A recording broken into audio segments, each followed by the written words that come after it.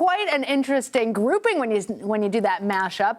But they are all among tonight's diverse class of Rock and Roll Hall of Fame inductees. Kate Bush and George Michael also being honored, as well as the bands Rage Against the Machine and the Spinners. The 38th annual ceremony will be held tonight at the Barclays Center in Brooklyn. And Joe Levy joins us here in Studio 57. Bit of a legend himself, a contributing editor at Rolling Stone, an entertainment report editor at Observer. And I'm so glad to be talking with you. Happy to be here. We were talking during the break about how this is actually history making, with Missy Elliott being the first female rapper inducted into the Hall of Fame. Talk to us about her influence on music and why she was selected. Well, Missy Elliott is someone, think back to those first three records starting in the 90s, moving into the 2000s. These are records that changed the way hip-hop sounded. They did for hip-hop what the Beatles did on albums like Revolver and Sgt. Pepper's. All of a sudden, we opened up to a world of sounds that could be hits. And this was tremendously exciting. Missy Elliott, sure, we think of her as a rapper, but also a producer, a singer, so many different things, and someone who had revolutionary sounds. First female rapper going into the Rock and Roll Hall of Fame. We hope not the last. Absolutely. The Hall of Fame has been playing catch up with hip-hop for a minute now. But this is also the 50th anniversary of hip-hop, so I expect in tonight's induction ceremonies to hear a lot of that music from the stage as DJ Kool Herc, one of the first, if not the very first people to use two turntables to create those hip-hop parties in the Bronx. I believe. And a microphone was involved. You are exactly right. But he is going in as a early musical influence into the Hall of Fame, so I expect a lot of attention on hip-hop tonight. Yeah, well-timed with the 50th anniversary.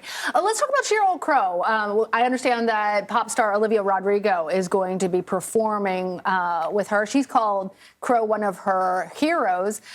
What are you looking forward to hear from this performance and the blending of one of the biggest pop stars right now with somebody who is now being considered a legend and being inducted into the Hall of Fame? Sure. You know, this is Olivia Rodrigo's second straight year up at the Hall of Fame. Last year, she performed You're So Vain in honor of Carly Simon. This year, she's stepping to the mic to help honor Sheryl Crow. And, you know, we're seeing so many inductees going in who are icons of Generation X. So it's great to see a Gen Z performer like Olivia, who grew up on the music of Sheryl Crow, honors her as one of her heroes, participating in tonight's ceremonies to show that all generations, all genres are welcome here. Things continue into the future.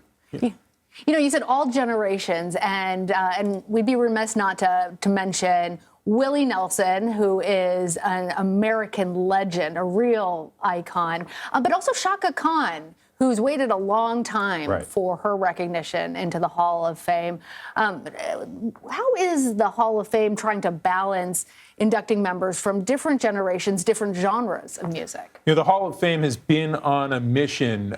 They've been very explicit about this and have talked publicly about wanting to broaden the definition of rock and roll and broaden the people who are being inducted into the Hall of Fame. And to do that, they've had to broaden their own voting rolls. They've faced the kinds of criticisms and controversies that the Grammys and the Academy Awards have. Are they diverse enough?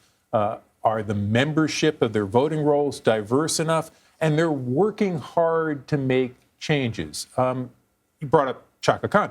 Chaka Khan is going in for musical excellence. She hasn't actually been elected by the voting body. This is something that the Hall of Fame does when someone's been perhaps nominated a number of times or just deserves to be there and hasn't been recognized by the voting body.